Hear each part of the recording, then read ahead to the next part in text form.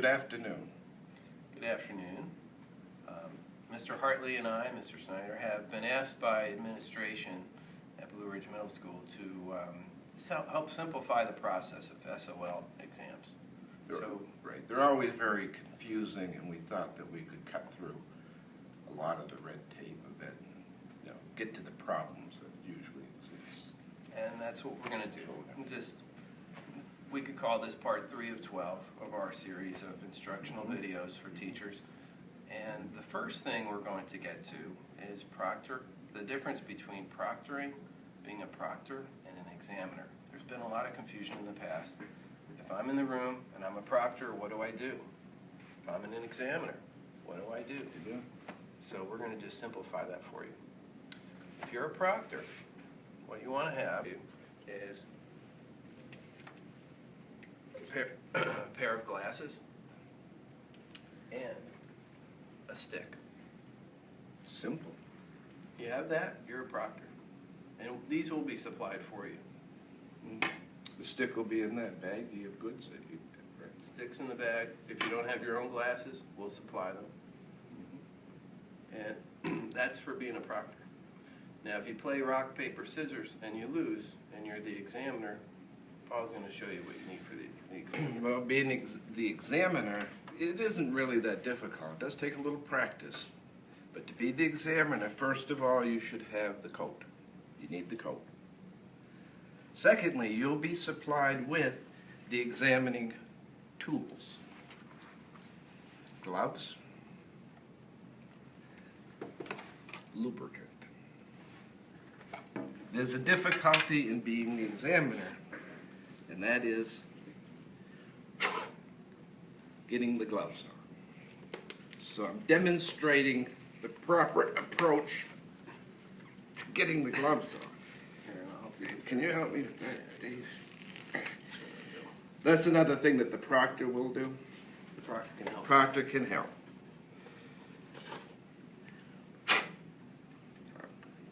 And with the budget cuts and all, we may have to reuse these gloves. So be gentle. Lost a thumb. Oh no, there it is. There it is. Let's try that again. And these will fit you as well. One size fits all. They're very easy to put on. If for some reason these are not in your kit, send a student down to Miss Thomas, the nurse, and she'll have plenty of other gloves for you. So once they're on and you're ready to examine, just a little lubricant.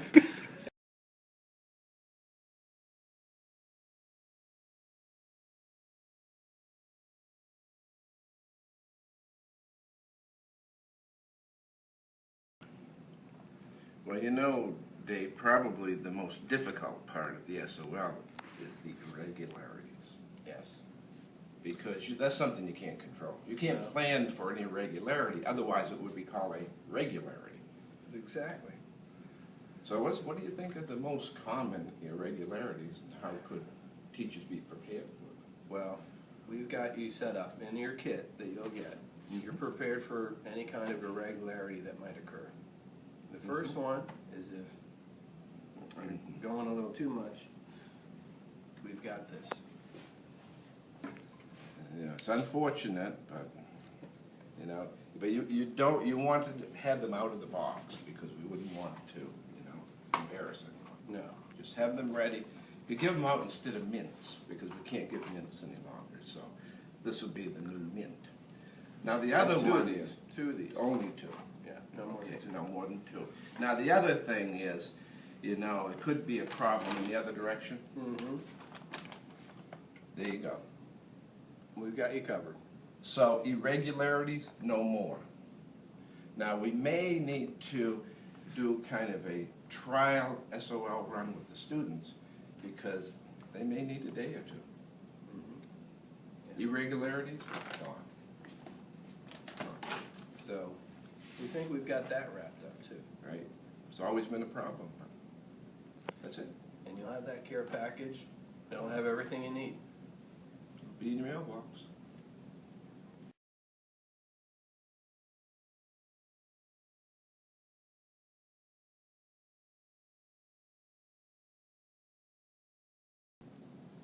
So we've got the proctoring and examining taken care of, irregularities taken care of. The last thing is logistics. There are a lot of logistics here. Students going for exams, missing class.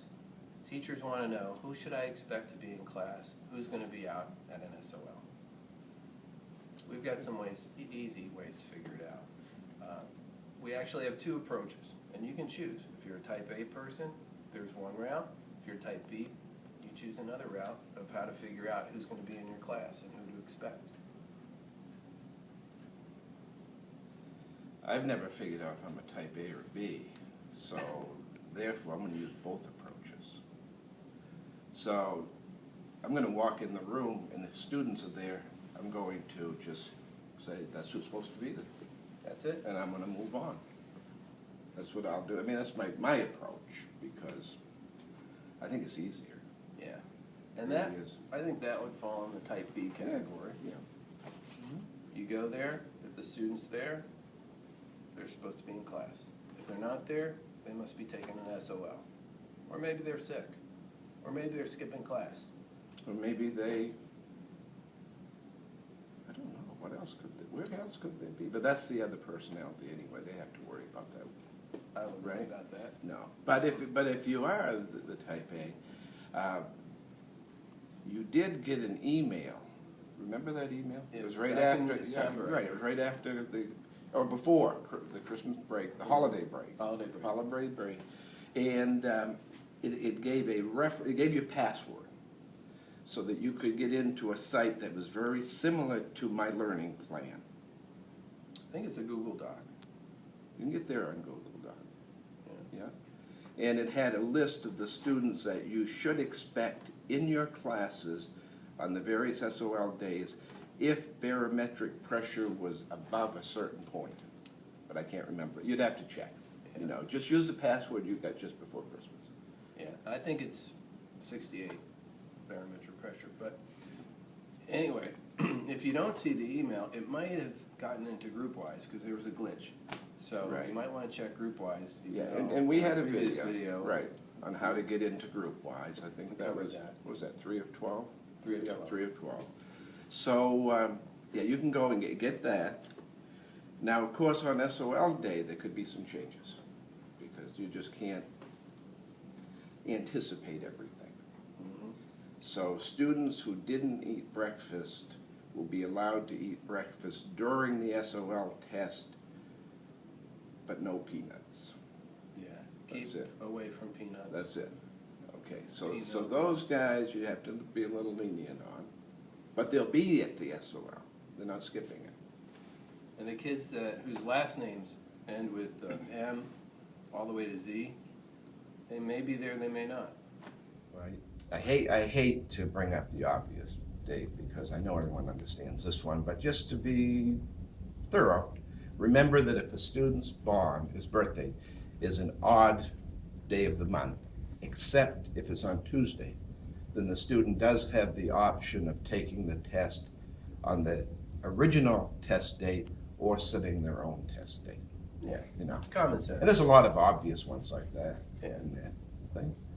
Well, anything that you're not sure of, you can just refer to the quick reference guide that you can pick up from Mr. Boland, and it'll be in there. So, I think with things we've covered, you should have a smooth day of testing, and I can't foresee any glitches. I think you know. Otherwise, it's gonna be you're fine. you're SOL. You're SOL. Students out of luck.